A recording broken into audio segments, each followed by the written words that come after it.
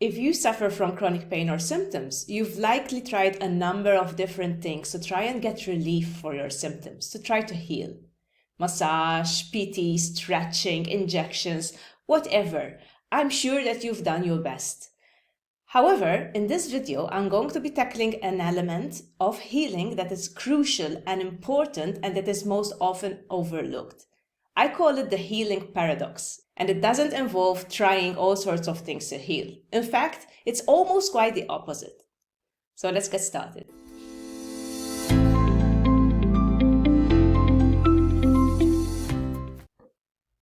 So in this video, I'm going to be focusing specifically on chronic mind-body pain or symptoms, also known as neuroplastic symptoms, which are symptoms that arise due to internal distress that have become chronic in the body and that have a lot to do with our emotions, with our state of mind.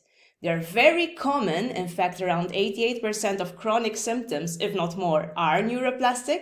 So if you're new to the concept, don't give up, just hang on in there, because you might discover something that will completely change the way that you see healing. If you know already that you have neuroplastic pain, this component that I'm going to be talking about here in this video might make all the difference. So I call this component the healing paradox. It's a paradox because it's a way of reaching healing that is different to the usual methods of trying different things, trying this, trying that, whether it's meditation or stretching or PT or mind-body work even. Because I know that a lot of you out there are already trying to do emotional work, mind-body work for your chronic pain. And you might actually be trying too hard, which is what I'm getting at here. So to understand the healing paradox, you have to understand that healing in itself always happens as a side effect to the release of tension, a side effect to regaining our balance, to feeling more peaceful, relaxed, and balanced. So it can never happen as a direct effect of you doing something to your body. It might be that you might get relief by doing something like massage or chiropractic care. In the moment, you might get relief. But if the tension, the underlying distress, the turmoil is still there, then true healing won't occur because there's going to be always something causing more tension, more pain, more symptoms. And to explain this a little bit further, I'd like to give this analogy. Imagine you're doing all sorts of things. It feels almost desperate, right? You're trying massage, stretching, whatever else. But you're also getting extremely frustrated as you're doing this. You might just be trying mind-body work or psychotherapy. But again, you're constantly thinking, oh, maybe this is not working. You're constantly getting frustrated because the symptoms are still there. And you're constantly on the lookout for symptoms to be gone. So constantly every day you're saying like, okay, there's still a symptom here. I want it gone. Why isn't it going away? So by virtue of doing this, actually, you are creating more tension in your body. By resisting your current state, you are creating more imbalance, more stress chemicals, more tension. And of course, all of these things are causing various symptoms in your body. Then it makes sense, of course, to think that if we want to fully heal, we have to stop creating that tension. We have to stop generating that fear, that frustration, right? And this is where the healing paradox comes in. The paradox involves letting go of things that you are doing out of desperation in order to fix your pain or symptoms. It could include mind-body work for some people. If you're doing meditation, mind-body work, expressive writing, journaling, but you're trying hard and you're saying like, I'm trying this to get rid of my pain, well, then that's the incorrect mindset. For the healing paradox to happen, you could be doing mind-body work, of course, why not? But you must be doing it with a sense of trust, not with a direct intention to get rid and fix your symptoms. And I compare this to planting a seed, right? If you go and plant a seed, like a rose tree or whatever, you trust that the seed, the plant will grow eventually. But you don't stand there day and night constantly watching over, constantly looking at the soil and getting frustrated because the plant hasn't grown yet, right? That would feel like forever. It would make you feel very frustrated. So it is the same for healing. You likely do need to make some changes, right? So in my other videos, I talk about lowering fear levels, getting rid of preoccupation, expressive writing, emotional work. So all of these things are good to do, but not from a sense of desperation and not from a constant sense of wanting your symptoms to go away. They have to be done from a sense of trust. Like you would plant a seed and trust that maybe in a month's time or in 2 months' time, it will start to grow into a tree. And the healing takes place now because you know internally that you're doing the right things. You're trusting the process. You're no longer constantly doubting. You're no longer constantly monitoring your symptoms and getting frustrated that they're still there. You're actually accepting them almost. You're actually more okay with having the symptoms. Because of that, your whole nervous system will relax, of course, because now you're in an accepting state. You're in a state of trust, of knowing. And this is how the tension tends to dissipate from the body.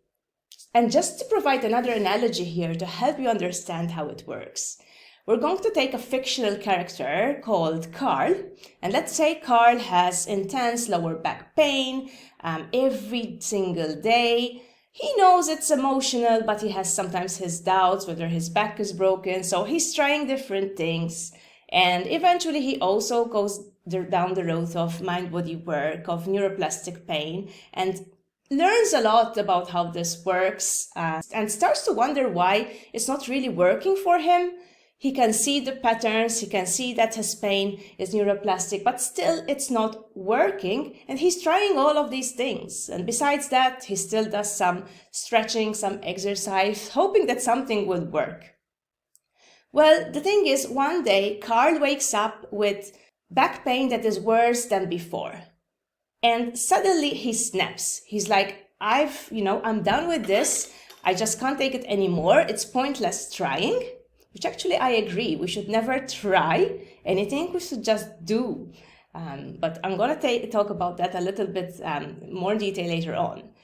So anyway, Carl on this day is really fed up. He's like, okay, never mind, I'm not going to try anymore because it's just going to make me more frustrated to try and not see the results. So instead, Carl goes to visit his friend who has a cottage by the sea. And he's invited to stay over for a few days in this place. And he doesn't have any high expectations. He knows that his back is going to hurt. He's almost accepted this. So every day he just wakes up, he has breakfast, he goes for a really short walk, starts to notice the sea, starts to notice the smells around him, the views. And these things are actually soothing for his nervous system. He's not forcing these things to be soothing for his nervous system. He just is in an environment that is soothing to him. And every day he goes for this walk, spends more time outdoors by the sea.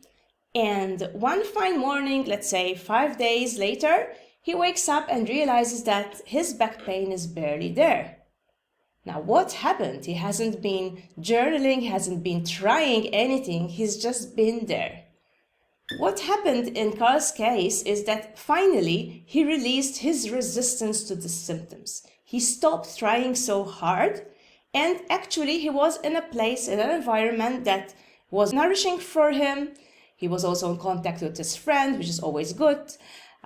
He was out in nature. So what happened is that as a side effect to all this, the tension in his body released, especially the tension on the back area in his case. And as a result, of course, the pain went away because it was all the tension and all the stress that was creating the pain in the first place, as is the case with the majority of chronic mind-body symptoms. So this is what happens among most people who heal, right? It's fine. They try different things, but they also trust.